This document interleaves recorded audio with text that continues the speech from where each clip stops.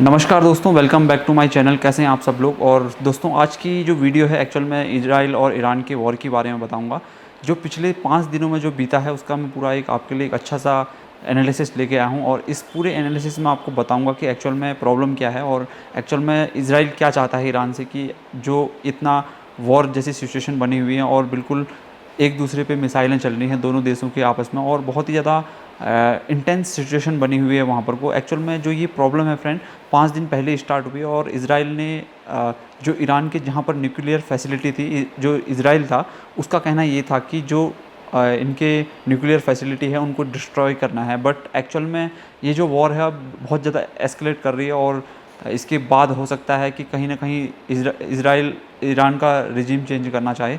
But अब ये आने वाले दिनों में देखने को मिलेगा कि एक्चुअल में वहाँ पर क्या डेवलपमेंट होती है ईरान पे। और जो 5 दिन पहले इजराइल ने जो न्यूक्लियर साइट पे इनके अटैक किया था उस पर बोला जाता है कि 200 प्लेन को भेजा गया था इजराइल से ईरान पे। और एक्चुअल में इतना आसान भी नहीं है इजराइल और ईरान वॉर, क्योंकि दोनों देशों की जो डिस्टेंस है वो बहुत ज़्यादा है। अप्रॉक्सीमेटली 1500 किलोमीटर का डिस्टेंस है। इंडिया और पाकिस्तान का जैसा नहीं है कि आप बहुत बॉर्डर पे खड़े हो, बिल्कुल एकदम पड़ोसी देश नहीं है, बहुत दूर है कंट्री जो ईरान है। और ईरान से जो इजराइल का जो प्रॉब्लम है ये है कि जो इजराइल का जो मेन मुद्दा है कि एक्चुअल में जो गाजा पट्टी है जहाँ पर को हमास का डोमिनेंस था, और एक्चुअल में वहाँ पर आपने देखा होगा कितना ज़्यादा ब्रूटली वॉर हुई थी। और ये बहुत ज़्यादा पूरे हमारे एक वॉर का जो सिनेरियो था गाजा में, बहुत लोगों की डेथ हुई वहाँ पर को। और साथ में जो हमास है उसको फंडिंग करता है ईरान की जो फंडिंग है वो हमास को फंडिंग करता है, तो उस वजह से इजराइल में पीस मेंटेन नहीं होता। तो वो ये प्रॉब्लम है ईरान की, इजराइल और गाजा पट्टी। ये तीनों सिनारियों को आप जोड़ेंगे तो बहुत आपको चीज़ें समझने को मिलेंगी। और बट अब एक्चुअल में जो 5 दिनों में ये डेवलपमेंट हो रखी है कि एक दूसरे पे जो बिल्कुल मिसाइलें दाग रहे हैं दोनों देश, तो इसमें दोनों देशों को ही नुकसान हो रखा है। बट एक्चुअल में मुझे लगता है कि ईरान कहीं ना कहीं इस चीज़ में पीछे हो जाएगा, क्योंकि इजराइल को कहीं ना कहीं यूएस का सपोर्ट मिला हुआ है और डेफिनेटली बहुत ज़्यादा नुकसान पहुँचने वाला है ईरान को अगर ये चीज़ें उनने जल्दी से सीज फायर नहीं किया। तो एक्चुअल में ये जो प्रॉब्लम है एस्केलेट करते जाएगी और धीरे धीरे देखने को मिलता है कि एक्चुअल में ईरान में क्या होता है। और जितने भी इंडियन स्टूडेंट थे उनको वहाँ से हटाया जा रहा है, क्योंकि बहुत सारे वहाँ से रिक्वेस्ट थी इंडिया को, कि इंडियन गवर्नमेंट को, कि वो वहाँ से जितने भी स्टूडेंट हैं उनको इवैक्यूएट करें। बट अब आने वाले दिनों में देखना होगा कि एक्चुअल में ये वॉर कितना इंटेंस हो जाती है।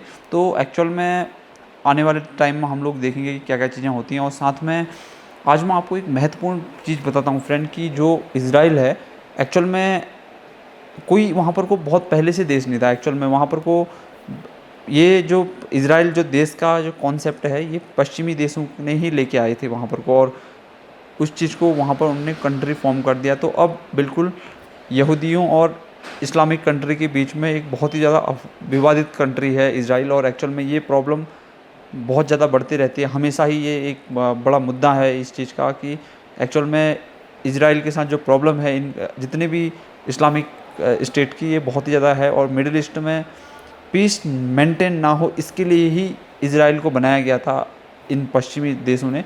और साथ में बहुत ही ज़्यादा बड़ा मुद्दा है और आने वाले दिनों में देखते हैं कि एक्चुअल में होता क्या है वहाँ पर को, क्योंकि अमेरिका कहीं ना कहीं बीच में इसमें अपना इसमें जो उनका प्रॉफिट है उसको ज़रूर देखेगा कि एक्चुअल में वहाँ पर करना क्या है इसको। तो आने वाले दिनों में ही हम लोग देखेंगे कि एक्चुअल में इस वॉर का रिजल्ट क्या निकलता है। और आज का वीडियो कैसा लगा ये मेरे को ज़रूर बताइएगा। धीरे धीरे हम लोग और भी अच्छा कंटेंट आपके लिए मैं ऐसे लेके आऊँगा। लाइक शेयर एंड सब्सक्राइब करना ना भूलेगा। धन्यवाद फ्रेंड।